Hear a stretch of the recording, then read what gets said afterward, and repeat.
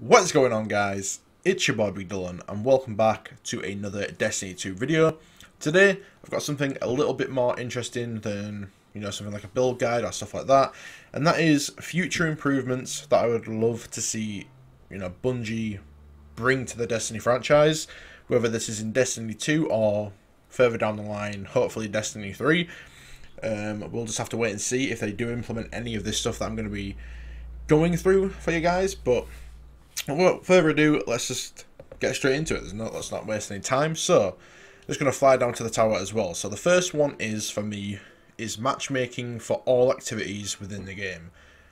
This has been a big community ask for an extremely long time now, for stuff like raids, for nightfalls, even for simple stuff like Crucible would be pretty goddamn awesome. This is pretty much for, I'd say, the solo players, maybe a bit more casual players that want to experience the endgame content but may not necessarily have multiple friends that they can invite and go online with at said or given time. I think this would greatly help get more people into endgame activities and sort of ease them into it. Granted, at times it can become quite a toxic experience, especially if you are doing a raid. Some people just want to go in, get it done, and get straight back out. For those people, they probably already have friends, clans, buddies that they already raid with, or they simply LFG it with really strict requirements and they get in and out and get the raid done. But for the more casual people, they don't really like to go on LFG, they don't meet the requirements, they've never done it before, they just want to simply experience the raid or the nightfall or just something like that. So for me personally, I think adding matchmaking to all activities within the game, so you can fire team up with people and communicate with people, would be just a really great addition to the game. This has been a big thing I've been pushing for quite a long time throughout Destiny's life cycle, and that is just pushing the social aspects of the game. Trying to get game chat to be forced so you can actually talk to people and communicate.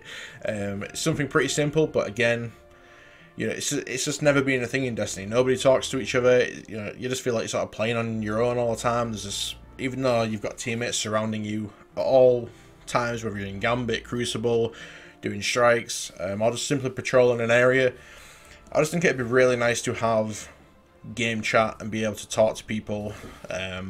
So basically, a couple ways I do this is, say, when I go into the Crucible screen here and I click on, so let's say quick play, and let's say I want to, there'd be an option, say here, to launch solo or to launch with fire team. So it would find me a fire team to play with, or it would simply launch me as a solo player, depending on which option you would simply like to do. And to have that for all activities would just be really nice, especially for stuff like Gambit or, I don't know, just anything. I think it'd be a really great addition to the game. Again, these are all just my simple opinions. If you disagree with any of these opinions that I'm going to be giving out in this video, that's completely fine. But again, I'm just going to try and get these opinions off my chest, because I did a Reddit post the other day and I think it came across quite complaining and whiny. I didn't mean for it to come across like that. Granted, I shouldn't have probably typed it all out before I went to bed, so that was probably one of the big things that was making it quite, I suppose you could say bitchy, excuse my language. But the next one would be more RPG elements and random rolls within the game. Now, Forsaken did bring back random rolls and it is pretty decent, but granted, it's not completely full-on random rolls. There's still not a lot of depth to the game, in my opinion. It's still a very casual, easy to pick up game, easy to learn. There's not a lot of complexity to it. You get said weapon, you put a mod in it, you masterwork it, jobs are good, and that's pretty much it. There's no sort of other things that you can slot into the weapons, or say like armor pieces. There's not like multiple mod slots and a lot like performance mod enhancement slots and all that sort of stuff. And that's what this screenshot that is going to be on screen for you guys is. Now, I whipped this together very quickly, as you could probably tell. I'm not very good at making things, so I do apologise if it's not very clear to read or any of that sort of stuff, but I'll try to do it as best as possible. I think I've made a few typing mistakes in there, like spelling wise and stuff, because I was just rushing through it, trying to get ready for this video. So, again, I do apologise for that. So, basically, this is a raid chest piece, right? It's the Robes of a Great Hunt for the Warlock. It is a raid gear chest piece from the Last Wish raid. So, at the top, I would simply, you know, have the name of the item, whatever it is. Then below it have, you know, where you get it from or what type of activity you get it from. So again, this is raid gear, or say if it was Crucible or Vanguard or Mars or something like that, just have where you get it from and then have the said activity, you know, as to where you get it. So the Last Wish, obviously because it's a raid and you get it from the Last Wish raid. Just below that, we'll go just below the picture. Again, obviously it's 581 power level. That's your gear level. Gear level for me, I think it would be good if you could increase this on like an upgrade station. I don't really like infusing. I've never really liked the whole infusing system. Don't get me wrong, some people don't mind it, they seem to like it, but for me, I played a lot of other games like Diablo 3, Division, and many other loot based games, and I just don't think infusion is a great leveling system for armor and weapons. So I'd simply have a station where you can upgrade the level of gear, and to upgrade the gear you would have, you know, stuff like legendary shards, maybe enhancement cores, you know, these rare resources that you can basically level up the gear with to max level. I just think that'd be a much more comfortable way of doing it. But for me, gear level shouldn't really, obviously it should be a decent factor because you know, I don't know how to put it. Gear level would basically, the higher your gear level, the more stats you have on your gear, if that makes sense. Towards your DPS, your tank, or aka health, and is basically ability and recharge rate. So there's like three, you know, paths you can go down. You can either be a DPS person, a tank, or you can basically be, you know, an ability guy. You can deal a damage with your abilities, or you can heal and buff people with your abilities, whichever one you simply prefer. So yeah, gear level matters to a certain extent, but it wouldn't be the core thing you would have to chase within the game. It would be more about your build and how effective your build is. Then obviously you slowly level up your gear score once you get a good set of gear, and then you basically raise all of those stats to, you know, the caps that they can reach on the specific armor and all that said stuff. So that might have been quite a mouthful just for that, but again, I'm trying to explain it as best as I can without confusing people. So then just below that you've got a base talent. So every single armor piece would come with a base talent. This would be randomly rolled as well. As you can see, I put red arrows to stuff that would roll with random rolls. So basically everything on the left side of the screen would be completely random. Everything on the right would be player choice, which means you insert the mods or the customizations into the gear piece yourself. Anyway, getting back to the base talent, it's called Divine Flame. Just came up with the names randomly, so don't judge me. But this is buffing an ally gives you a 15% damage increase for 10 seconds, right? So 15% damage increase is quite significant, and we have stuff like this in the game currently, say on the new Dawnblade Warlock super, you know, where you stab your sword in the floor, all that sort of stuff. You can basically melee an enemy and you give your teammates a damage buff that are in a certain proximity. So this added on stat would, you know, improve gameplay, would also widen the variety for builds for people. If you know me, I do a lot of build guides, and that's the main thing I play games for, is just the amount of build variety and different ways you can find of playing the game. I find it very interesting, and that's the main thing that keeps me playing these sort of games. So anyway, that's your base talent, and then you get armor benefits. I just named it armor benefits just because I couldn't really come up with a name. These would just basically be stats that will roll on the gear, and these would also be random rolls as well.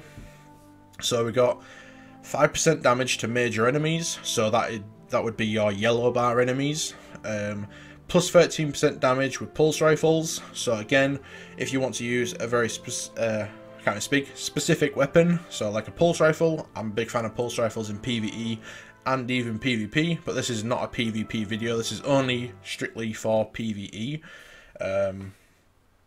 So yeah, you can sort of spec into damage types with certain weapons as well, and then plus 18% resistance to void damage.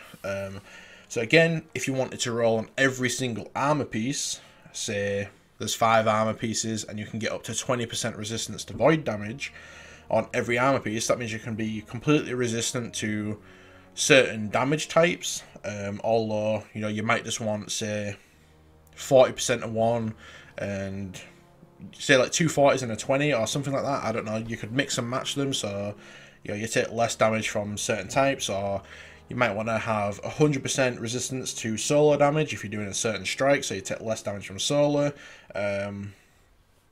Just stuff like that. It would just sort of increase the variety again of playstyles. Say if you wanted to spec into DPS, you know, you could stack your damage to major enemies, stack your damage to weapons. Say you could have critical hit damage, critical hit chance. There's so many paths and so many things that you could do with this. It's ridiculous. Again, shout outs to like games like Diablo 3 and Division and all those sort of games where they have stat rolls and percentages on their gears to sort of increase, I suppose you could say, variety in playstyle. Then on the right, let's get onto the player choice stuff. So these are like mods, performance mods, and like a shader, blah blah blah blah. So the mod slot on the top is called Phoenix's Touch. Buffing an ally grants you a cooldown on all of your healing abilities. So again, if you wanted to spec into like a healer, where, for example, you could pop your healing rift down, that buffs your teammates because you're actually actively buffing them by giving them health constantly. So that buff would then cool down your next healing rift, if that makes sense. So yeah, that's sort of where I'm trying to go with that, if that kind of makes sense. Then performance mods you can have, say, depending on the rarity of the armor piece. Now, again, this could be such a huge area for improvement, at least in my opinion, would be, you know, you could have different tiers of gear. So once you hit legendary gear, blues instantly stop dropping. You don't need blues anymore because you've got the purples. So purple gear, you can get normal legendaries, and then you can get ancient legendaries.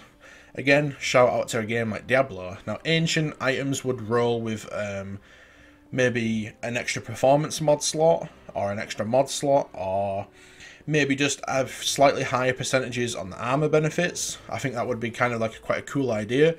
Also, gear sets. Bungie could simply introduce gear sets as well, so you could mix and match gear sets, which would then, again, increase build, you know, the amount of builds in the game and build variety. And yeah, I mean, stuff like that, it just gets me excited just talking about it. So this picture that I've just done has plus 5% cooldown on all melee abilities. 3 of those performance mods just slotted into the gear. So again, that means you could get your melee slightly quicker. So you could basically go melee an enemy, give your teammates the damage buff, which again, buffing an ally would then relate to your Phoenix Touch mod slot. So you're actually buffing your enemies with your melee, or should I say, you're buffing your teammates with your melee ability, and then that would then give you even more cooldown on your healing rift. That's one hell of a mouthful, but hopefully it makes sense. Then you got the shader on the bottom, rose gold. Basically, just tell people what shader it's got on the gear again, rather than having to go in and inspect it and all that sort of stuff. It'd just be a little bit easier. You know, blah blah blah. Tell them where, you know, maybe below the name of the shader, tell them where you get it from, all that sort of stuff. Just a little bit of description, and yeah, that's basically that out of the way. Sorry if it was a little bit confusing and a little bit of a mouthful, but hopefully it made sense. Next thing is deeper skill trees and talents. So again, we'll go back to the game for this. So let's see. Let's go on. Actually, we'll go into Downblade because that's one we've been talking about. So, for example, what I would like to see is for Bungie to go back to the Destiny 1 skill tree system. I just think this would greatly improve the game. Again, it would it just increased the amount of different options that players could have. It would make your build feel a little bit more personal, and you get a little bit more attached to certain skill trees and certain, just certain perks that you seem to favour over others. So, for example, where shall I go for this? Actually, one second. We will go to the Voidwalker subclass. Right, so this skill tree as a whole is pretty decent. There's a lot of interesting perks and nodes on here. So grenades, rather than having been limited to 3 grenades, you could basically add a grenade on to, like spike grenades, magnetic grenades. There's plenty of other grenades in the game that you could add on to all of the skill trees within the game. The rifts, you could have a healing rift, an empowering rift, and maybe like a debuff rift, so you can sort of maybe run up to an enemy, put it down, and then it weakens the enemy, maybe, or something like that. I don't know, I'm just coming up with random ideas off the top of my head. The jumps, again, jumps are pretty simple, blah blah blah, they don't really matter. Melee abilities, you could have a couple of melee abilities like they did in Destiny 1, but the main thing I want to get across to here is being able to mix and match perks on certain skill trees. For example, if I wanted to have, say, if you played Destiny 1, there was a perk called Shatter for the Nova Bomb, which would basically split your Nova Bomb into 3 projectiles. So one would go straight forward, and then sort of one would split off to the left and one would split off to the right. So it'd shoot all 3 at once, which I thought was pretty cool. It was really good for PvE. So let's say there's like a column or something here with all of the different types of supers. So you've got your Nova Warp, you've got your Slover Bomb, you've got your Vortex Nova Bomb, you've got your Shatter, and then there was also Lance as well from Destiny 1, which would, I think, increase the damage of the Nova Bomb and shoot it really fast. It was like a really fast projectile. It could shoot across the map. So instantly there, you'd have a couple of different supers to choose from on the Voidwalker skill tree. So let's say I want to go Shatter. Then let's pick this perk here, Bloom. So void ability kills cause enemies to explode. Why the hell not? Seems like a pretty good perk to combine with like a big AoE super. So we've got Bloom on there as well. There was a perk from Destiny 1 called Annihilate, which would increase, I think it was the explosion radius, or was it that increases the damage of explosions? I can't remember. But either way, that perk in here somewhere as well would be completely fantastic. And yeah, I mean, just increasing the variety in playstyles would be a huge step up for this game, because right now it's either A, B or C, and then that's it. It's pretty simple. Again, it's pretty casual friendly. You can just pick this game up very, very easily and be like, well, it's 1, 2 or 3, let's say I want to go with this tree, just because you simply like it more than the others. And yeah, that's pretty much all the skill trees are in this game. Next thing would be to remove the RNG elements from the triumphs. Now, I can't remember exactly which ones, but there's stuff for like maybe collecting a certain weapon or having stuff like that. I just don't like any RNG type stuff within triumphs. Again, I've been playing The Division a lot recently, and The Division does their shields, which are basically these seals, very, very well, and I'd say they're a lot better than the seals from Destiny 2, in my opinion. They are just very objective based. So, for example, one of the shields in The Division is to complete all of the missions on Legendary difficulty. Whereas in Destiny 2, I don't know, it might be to complete a certain badge for a certain area, but then you can't get the certain thing to drop, and then you keep going and going and going. I've been trying to get this badge for months. I'm missing a weapon on Mars, and I think it's the Niflheim Frost. Can't get it. It's just simply not dropping, and I've just given up at this point. I can't be bothered. I just feel like I'm wasting my time trying to get it, so I just can't be bothered with it. Again, RNG elements just simply, it's just kind of frustrating, because I'd have so many seals if there weren't those sort of RNG drops included into them. So yeah. Next thing would be to have a better and more streamlined economy. This for me is A decent one that I would like to see Bungie sort of take on board is just to sort of streamline the economy a little bit more. There's lots of different materials that just sort of don't really matter anymore. Maybe combine all of the planetary materials into one and just have, like, I don't know, planet matter or something, and then it's just all one thing. Yeah, I mean, you know, then you'd have your legendary shards, your enhancement cores, and then maybe you could have, basically, you don't need like 20 different types of currency. It's just kind of annoying, and it's just too much to handle at times. So let's say you have 3 or 4 currencies in the game. Say 2 of them can be extremely rare, 2 of them are quite common. Say that you have, like, you know, your basic sort of glimmer, and your legendary shards. They're quite off, you know, you can buy them quite often, quite easy to get. Then you'd have your harder ones, say like enhancement cores, and say, I don't know, dark fragments is just an example. And you use those for, again, leveling up gear on a, say, like a gear station where you can actually increase the gear level of your armor or your weapons or whatever it may be. So yeah, that's pretty much that one. Make Eververse items directly purchasable rather than RNG from the engrams. Again, I know you can earn the engrams at, you know, ridiculous rates now. I know you can get 3, you know, is it a day or is it a week? I think it's 3 a week. I can't even remember, to be honest, but you can earn the engrams a lot more often than what you could use to when the game first released, and that's great. But if I could just go into the Eververse store, go into the Sparrow section and see, oh great, you know, there's an awesome Sparrow in here, let me buy it with my Bright Dust, I can just directly buy that and pull it out. Pretty simple. I think it'd be a really nice change to the Eververse system as a whole. Next thing is leveling milestones build sort of, I suppose you could say effectiveness. So leveling and milestones, let's go over those together.